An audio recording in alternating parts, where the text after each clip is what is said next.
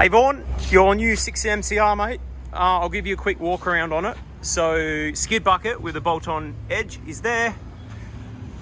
750, 450, 600. That's the hitch for your other excavator. We'll just package it all together.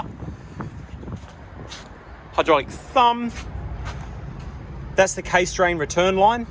That's off a 3/8 BSP flat face, same as a skid steer. And because you have a skid steer adapter, I'll just take you in and have a look at the skid steer adapter.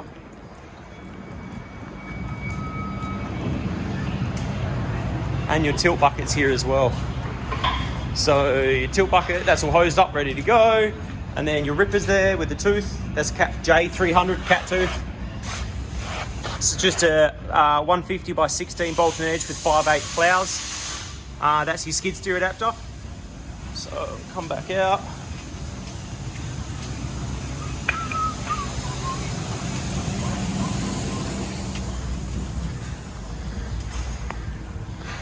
It's a 200 by 20 with 3/4 inch bolts on the skid steer bucket for later if you need another one. So you've got the case drain line.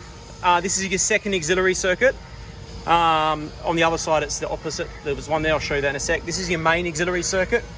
The thumb runs off the main auxiliary circuit. So when you want to use the thumb, you have these valves open and it's nice and fast.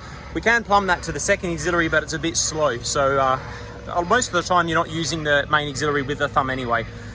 If you're going to use the main auxiliary, you bring the thumb up, close the valves, one on each side, and then only the oil can go to the first auxiliary circuit. Come across to the other side, same deal. So you got a tap there, runs to this main, and this is your second auxiliary circuit. So walk around the machine. Window washer bottle. That's your air filter. Fuel tank is here. Additional counterweight. Overflow filler for the diesel. The engine oil, fuel filters, fuel lift pump, exhaust, no DPF or AdBlue required. And come in here, your emergency stop is on the outside there. Lockable battery isolator, lockable starter isolator. The battery's in there. If you need to jump start the machine, you can get to the terminal here rather than having to take the lid off. That's your control valve in there. With your tracks, there's a gauge in the cab there that shows you how to tension it, so that makes it really easy. These are going to stretch in as it's a brand new machine, as you know, so just keep them tense. The first couple of weeks you'll need to keep adjusting them. Coming into the cab, you've got your other emergency stop, UHF, fire extinguisher, tool bag and grease gun. This is the GME TX 3350 with a display on here.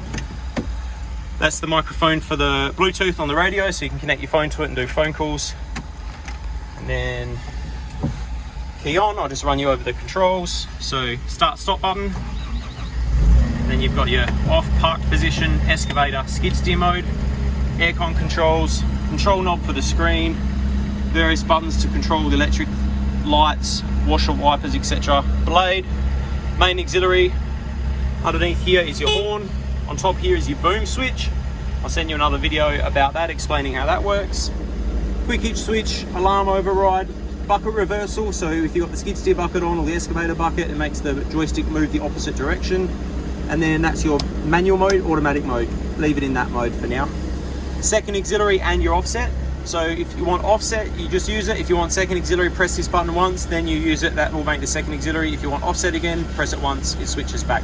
And then your 2-speed travel under here.